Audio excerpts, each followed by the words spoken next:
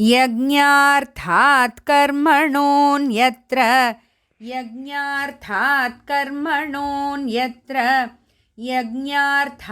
कर्मणोऽन्यत्र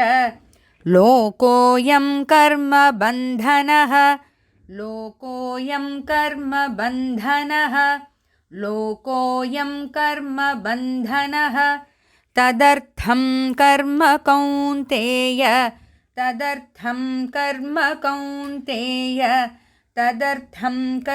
कौन्तेय मुक्तसङ्गः समाचर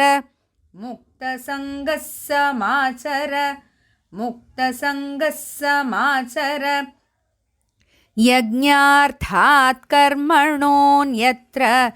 लोकोऽयं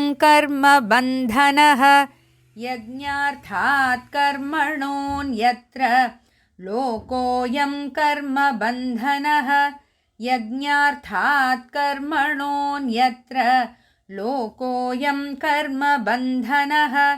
तदर्थं कर्म कौन्तेय मुक्तसङ्गः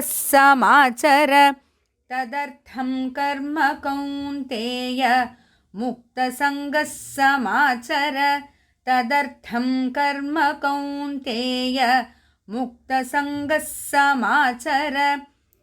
यज्ञार्थात् कर्मणोऽन्यत्र लोकोऽयं कर्मबन्धनः तदर्थं कर्म कौन्तेय मुक्तसङ्गः समाचर यज्ञार्थात् कर्मणोऽन्यत्र